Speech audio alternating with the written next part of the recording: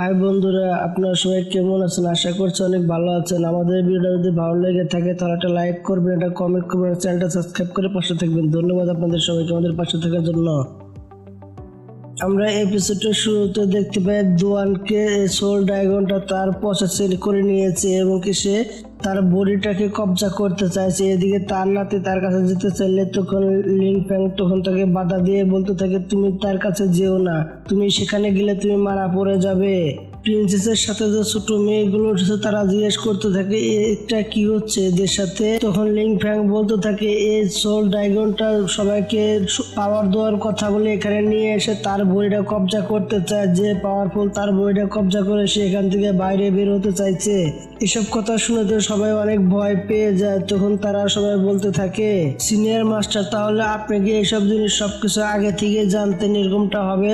তখন লিং ফ্যাং বলতে থাকে, হ্যাঁ আমি আগে থেকে জানতাম, কারণ এই সোলটা দুই ভাগে কনভার্ট হয়েছিল। আমি এর আগে একটি সোলের সাথে মিলেছিলাম, একটি সোল এখানে আছে আর একটি সোল রাখা ছিল ওই ভিতরে, আমি সেখানে মিলেছিলাম। আমি তার অর্ধেক বডি অ্যাবজর্ব করে নিয়েছিলাম, কিন্তু অর্ধেক বডি সে এখানে রেখে দিয়েছিল। আমি তো জানতাম না, কিন্তু এখন বুঝতে পারছি সে অর্ধেক বডি এখানে রেখে দিয়েছিল, কারণ বাসা যদি একটা বডি নষ্ট হয়ে যায় সে আর একটা সোলকে অ্যাবজর্ব করে নেবে আর একটা বডি, তাহলে তার শক্তিটা আবার ফেরত পাবে, সে এখান থেকে সে বের হয়ে যেতে পারবে। এসব কথা বলে লিং ফ্যাং তখন সেখানে দাঁড়িয়ে থাকে।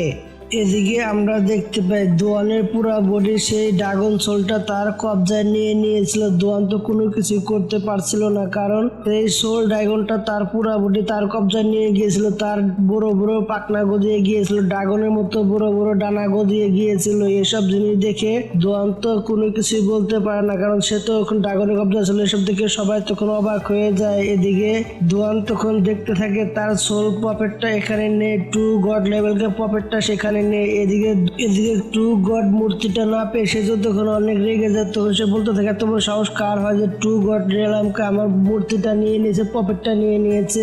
এদিকে সে তখন সেখানে লিং ফ্যাংকে দিকে সে অনেক ভয় পেয়ে যায়, কারণ সে বলতে থাকে এখানে সে কিভাবে আসলো। সে তখন সেখান থেকে পালিয়ে যেতে চাইলে এদিকে লিং ফ্যাং তখন তাকে সেখানে একটি ফরমেশনের মাধ্যমে তাকে তখন বন্দি করে নেয়। তার সে তখন সেখান থেকে বাড়ানোর অনেক চেষ্টা করে, কিন্তু সে সেখান থেকে বের হতে পারছিল না। এদিকে লিং ফ্যাং যে ফরমেশনটা ইউজ করেছিল সেটা ছিল একটি ডিমন ফরমেশন, কারণ সেই ফরমেশনটা টু গড লেভেল কারণ উপর ছিল ফরমেশনটা। সেই ফরমেশনের মাধ্যমে যে কোনো সোলকে সে ডিফাইন করতে পারতো, এবং কি এই লেভেলের ফরমেশন দেখে তখন সেই সোলটা তো অনেক ভয় পেয়ে যায়। সে বলতে থাকে এই ডিমন ফরমেশনটা তোমার কাছে কোথা থেকে আসলো, তুমি এই ফরমেশনটা কোথা থেকে পেলে? এই ফরমেশন তো এত সহজে কারো কাছে পাওয়া যায় না, তুমি এটা কোথা থেকে পাইলে? আমি তো কোনো কিছু বুঝতে পারছি না, তুমি কে আর তুমি কি চাও এখানে? তখন লিং ফ্যাং বলতে থাকে এইসব তো সাধারণ একটা ফরমেশন ছিল, এটা তো আমার কাছে অবিরত থাকার কথা, তাই না? যখনই দোয়ান তার দিকে দেখতে পায় দুটি ডিমন এবং কি একটা ধর্মাকায় সে তো তখন অনেক ভয় পেয়ে যায়। দোয়ান তো তখন অনেক ভয় পেয়ে যায়। সে বলতে থাকে তার কাছে যে ডিমন বডিটা আছে, স্পিডটা আছে, সেটাতে একসময় ডিমন গড ছিল। তার মানে এই বাচ্চা ছেলের কাছে দুটি ধর্মাবডি স্পিড আছে, কারণ একটি হচ্ছে ধর্মাকায়, একটি হচ্ছে ডিমন গডের স্পিড। এটা তো প্রচুর পাওয়ারফুল হয়ে থাকে। এইসব বাচ্চা এত পাওয়ার কন্টেন্ট কিভাবে করতে পারে? এদিকে লিং ফ্যাং দোয়ানের মাইন্ড স্পিডের মধ্যে চলে এসেছে, সেখানে এসে তার হাতে পায়ে শিকল দিয়ে বেঁধে রেখেছে তাকে। আর বন্ধুরা, আমি একটা জিনিস ভুলে গিয়েছি, টু গড লেভেল কাছে মূর্তিটা ছিল সেই মূর্তিটা লিং ফ্যাং রেখে দিয়েছে তার নিজের কাছেই। এদিকে তো দোয়ান তখন লিং ফ্যাং এর কবজায় চলে আসে, কারণ সে তার ফরমেশন দিয়ে তার হাত পা জেনে বেঁধে রেখেছিল। এদিকে তখন লিং ফ্যাং ডিমন ও সোডার স্পিড বাইরে বের করে নিয়ে আসে, কারণ সেই ড্রাগন সোলের এনার্জিগুলো অ্যাবজর্ব করার জন্য এবং সেটাকে রিফাইন করে তার এনার্জিটা অ্যাবজর্ব করার জন্য বাইরে বের করে নিয়ে আসে। এদিকে অসুরা ডিমন ধর্মাবডি তখন তার এনার্জিগুলো সে তখন এক এক করে তার এনার্জিগুলো তো যে অ্যাবজর্ব করতে থাকে। এদিকে লিং ফ্যাং তখন তার এনার্জি অ্যাবজর্ব করছিল, তখন সেখানে ঠান্ডার ড্রাগন চলে আসে। ঠান্ডার ড্রাগন এসে তখন তার কাছে দাঁড়িয়ে যায়। থান্ডার ড্রাগন যখনই তার এনার্জিগুলো অ্যাবজর্ব করবে তখনই লিং ফ্যাং বলতে থাকে, সিনিয়র এই এনার্জিগুলো আপনি আমাকে দিয়ে দিন, এই এনার্জিগুলো আমার দরকার আছে, আমি নিজে ব্রেক থ্রু করতে চাই। তখন থান্ডার ড্রাগন তখন তার পার্টি মারে, তখন সে বলতে থাকে, কে বলেছে আমি এই এনার্জির জন্য এসেছি এখানে? আমি তো এসেছি তোমাকে এখানে প্রোটেক্ট করার জন্য, যদি তোমার কিছু হয়ে যায় তাহলে তখন আমার সমস্যা হয়ে যাবে, এই কারণে তোমাকে আমি সহযোগিতা করতে আমি এখানে এসেছি। তুমি নিশ্চিত এই এনার্জিগুলো অ্যাবজর্ব করতে পারো, সমস্যা নেই, আমি তোমাকে সহযোগিতা করার জন্য এসেছি, তুমি ডরিও না, তুমি এনার্জিগুলো অ্যাবজর্ব করে নাও, সমস্যা নেই, আমি কোনো কিছুই নেবো না এখান থেকে। তখন ড্রাগন সোল বলতে থাকে প্লিজ তুমি আমার এনার্জি অ্যাবজর্ব করো, তুমি আমাকে ছেড়ে দাও। কিন্তু এদিকে লিং ফ্যাং তার পুরো এনার্জি অ্যাবজর্ব করে নিয়েছিল। দোয়ান তখন চাচ্ছিত হয়ে তখন নিচে পড়ে যায়। এদিকে তখন দোয়ানের নাতি তাকে তখন ধরে তুলতে যায় এবং তার মাস্টারগুলো এবং দোয়ানের নাতি তাকে তখন গিয়ে ধরে তুলে খাড়া করায়। সেখান থেকে লিং ফ্যাং যাচ্ছিল, তখন রং রং সামনে এসে বলতে থাকে মাস্টার আপনাকে কংগ্রেচুলেশন, আপনার ট্রু গড লেভেলকার মূর্তিটা আপনি নিজে নিয়ে নিয়েছেন, আপনার পাওয়ারটা আরো অনেক অনেক বেশি বেড়ে গেছে এখন। অন্যদিকে চুনিং বলতে থাকে কল্পনাও করতে পারছি না মাস্টার এতটা পাওয়ারফুল হতে পারে, এই কারণে তো দেখছি এতটা পাওয়ারফুল কি করে হতে পারে এই বয়সে। ট্রু গড রিয়ালামকে ড্রাগন সোলকে অ্যাবজর্ব করে নিয়েছে কারণ তাকে হারিয়ে দিয়েছে, আমি তো কল্পনাও করতে পারছি না সে এতটা কিভাবে পাওয়ারফুল হতে পারে, অনেক পাওয়ারফুল সে।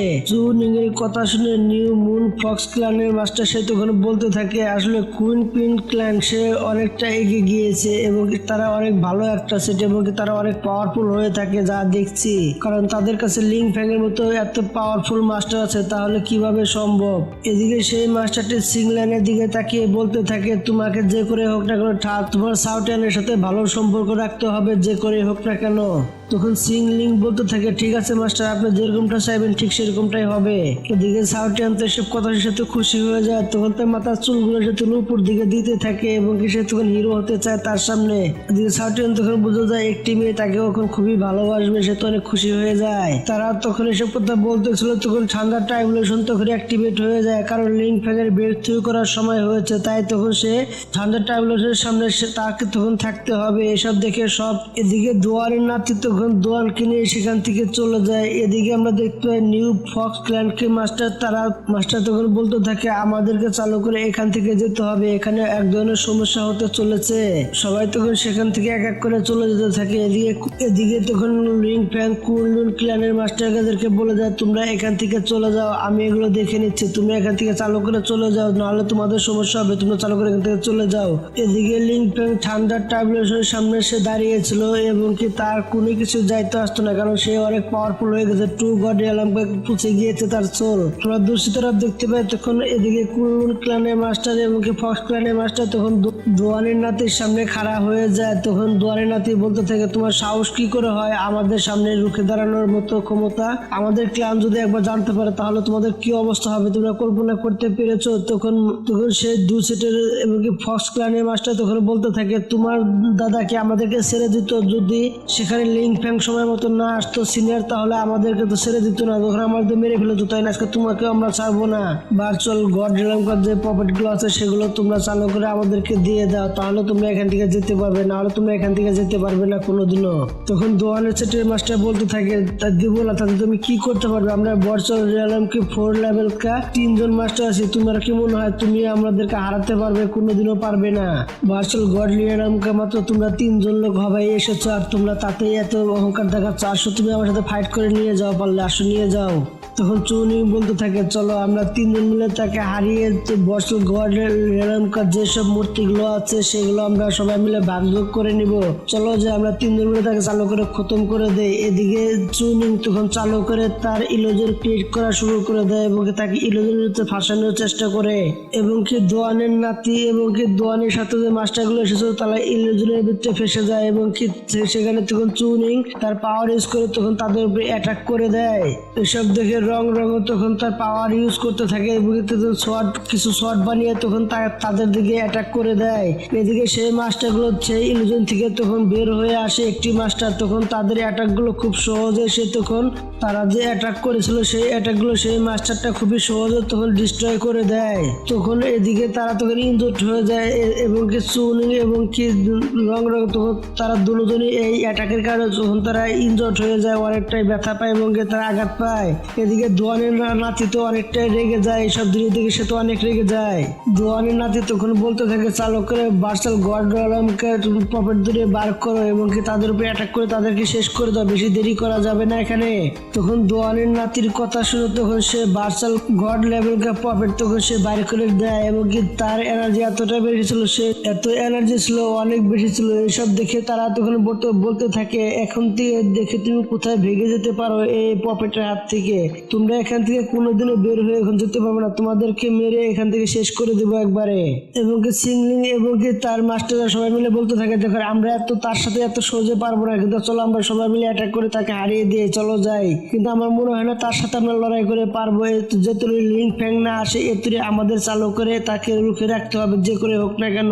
যেতুরি লিং ফ্যাং মাস্টার না আসে এতুরি আমাদেরকে যে করে হোক না কেন তাদেরকে এখানে রাখতে হবে, কষ্ট করে হলো আটকে রাখতে হবে তাদেরকে, তাহলে আমরা সফল হতে পারবো এই কাজে, না হলে আমরা কোনোদিনও সফল হতে পারবো না। চালু করো। চুনিং তখন তার পাওয়ার ইউজ করে সেই তখন একটা পাম অ্যাটাক করে দেয় সোল পাওয়ার। এদিকে ফক্স ক্ল্যানের মাস্টার তখন তার ডিভাইন শট দিয়ে সে তখন একটা অ্যাটাক করে দেয় সেই শটটা যেখান থেকে সে পেয়েছিল ওই গুহার ভিতর থেকে। এদিকে রং তখন তার শট ফরমেশন অ্যাক্টিভেট করে নেয়, সেও তখন শট অ্যাটাক করতে থাকে।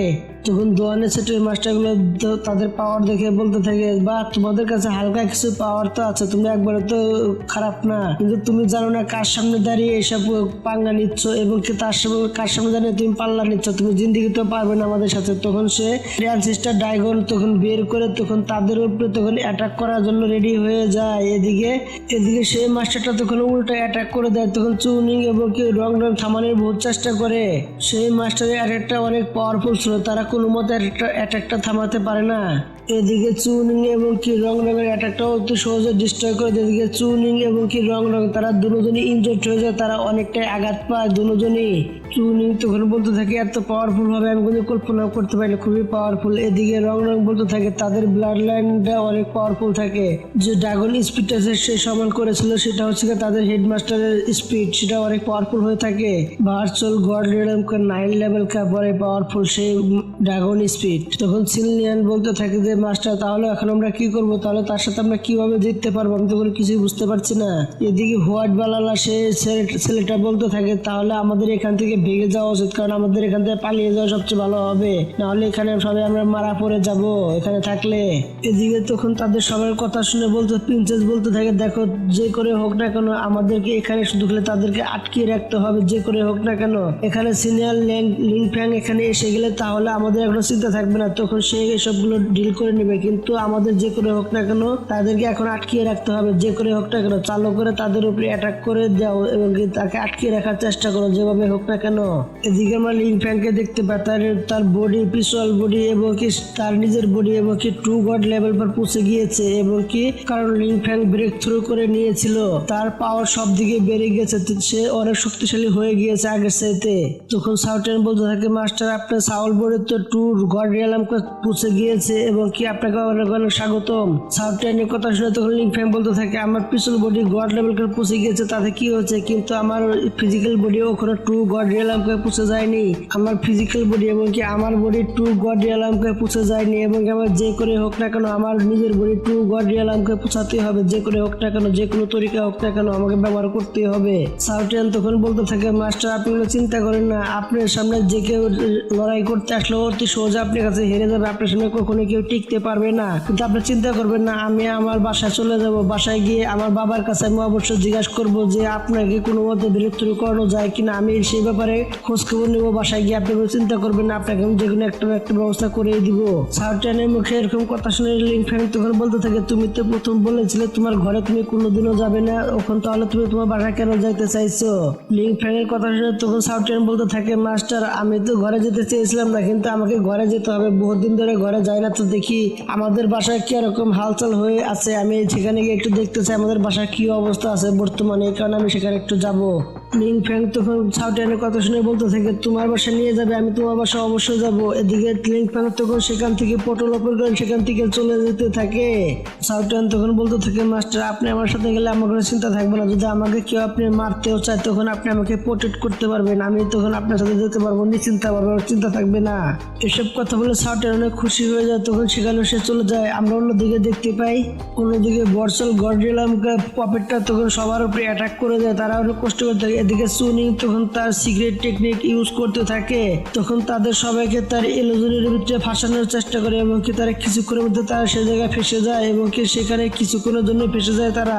এদিকে সেই পপেট গুলোকে এবং কি তারা কিছুক্ষণের জন্য থামিয়ে রাখে, কিন্তু বেশিক্ষণ তাদেরকে থামিয়ে রাখতে পারে না। তখন সেই দোয়ানের সেটের মাস্টারটা তখন তার ড্রাগন স্পিড বের করে তারপরে অ্যাটাক করে দেয়। তখন সেই ইলিউশনের নগদে খতম হয়ে যায়। তখন আমরা দেখতে ভার্চুয়াল গড ডেলামেলা সেই মূর্তিটি তখন আজাদ হয়ে যায়। আজাদ হওয়ার কারণে সে তখন তার উপরে অ্যাটাক করতে চায়। এদিকে রং তখন তার পাওয়ার ইউজ করে তাকে আটকিয়ে রাখে। এদিকে তখন দ্বিতীয় যে পপেটটা ছিল তখন তার উপরে তখন অ্যাটাক করার জন্য রেডি হয়ে যায়। সেদিকে দৌড়িয়ে তখন আসতে থাকে। ওদিকে নিউ মুন ফার্স্ট ক্ল্যানের মাস্টার তখন তাকে তার পাওয়ার দিয়ে তখন তাকে সেখানে আটকিয়ে রাখে এবং কি তাকে বেঁধে ফেলে।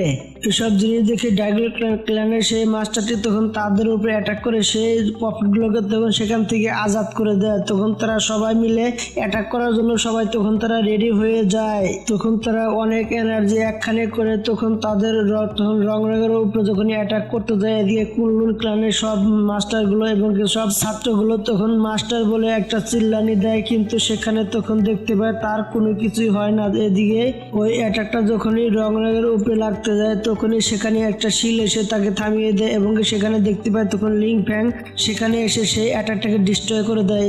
লিং ফ্যাং এর এনার্জি এতটাই কঠিন ছিল যে সব ডিসাইপল ছাত্রগুলো সব তখন দূরে চলে যায়। এসব জিনিস দেখে তখন লিং ফ্যাং তখন তার নিজের পাওয়ার ইউজ করতে থাকে। তার এনার্জি দেখে এই জায়গায় এত এনার্জি ছিল যা বলার বাইরে। লিং ফ্যাং এর এনার্জি দেখে সব তখন একদমই পিছিয়ে চলে যায়। তার এনার্জির সামনে কেউ টিকতে পারছে না। বর্ষল গর্ডিলামকে যে পপেটগুলো দূরে চলে যায়। এদিকে সেই মাস্টারগুলো দেখে বলতে থাকে এটা কিভাবে সম্ভব হতে পারে, লিঙ্ক ফেরাতে চালু করে কিভাবে এখানে আসতে পারে।